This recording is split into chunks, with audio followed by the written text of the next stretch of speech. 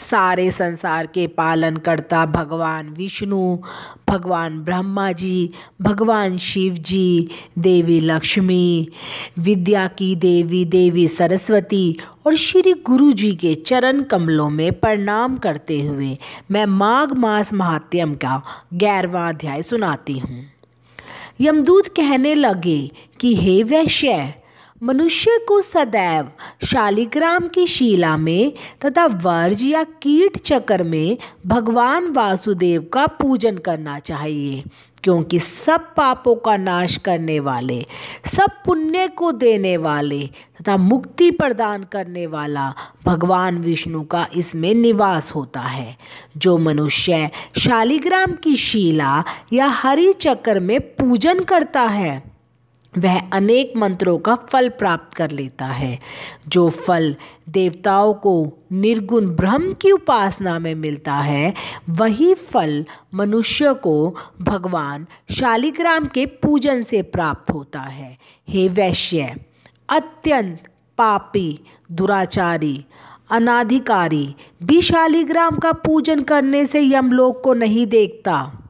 भगवान को लक्ष्मी जी के पास तथा वैकुंठ में इतना आनंद नहीं आता जितना शालिग्राम की शिला या चक्र में निवास करने से आता है।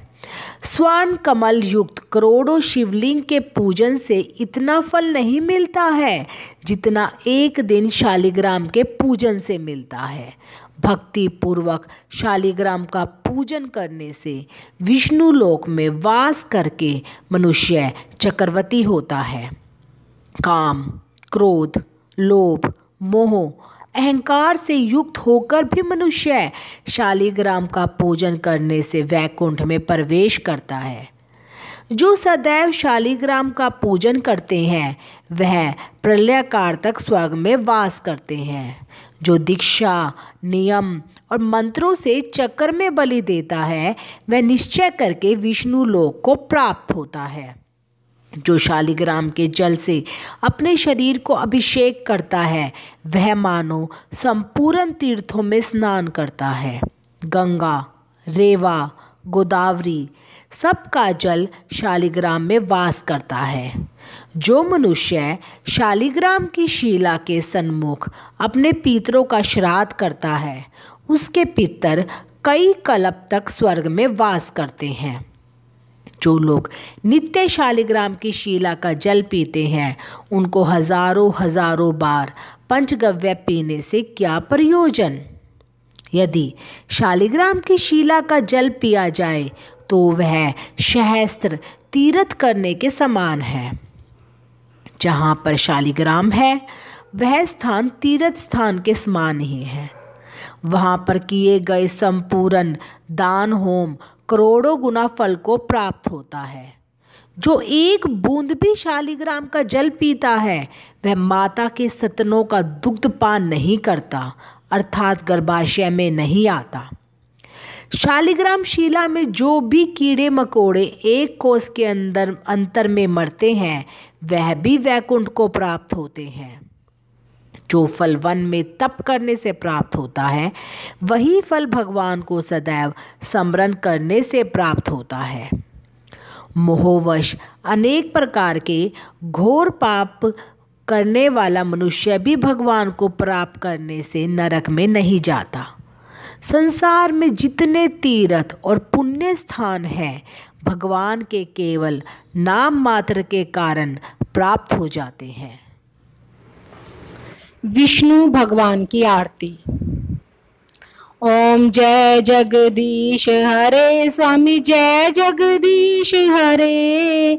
भक्त जनों के संकट, दास जनों के संकट क्षण में दूर करे। ओम जय जगदीश हरे। जो ध्यावे फल पावे, दुख विन से मन का, स्वामी दुख विन से मन का। सुख संपत्ति घर आवे, सुख संपत्ति घर आवे, कष्ट मिटे तन का। ओम जय जगदीश हरे। मात पिता तुम मेरे, शरण गहूँ मैं किसकी, स्वामी शरण गहूँ मैं किसकी। तुम बिन और न दूजा, प्रभु बिन और न दूजा, आस करूं जिसकी। ओम जय जगदीश हरे। तुम पूरन परमात्मा तुम अंतर्यामी, स्वामी तुम अंतर्यामी। पार ब्रह्म परमेश्वर, पार ब्रह्म परमेश्वर, तुम सबके स्वामी। ओम जय जगदीश हरे।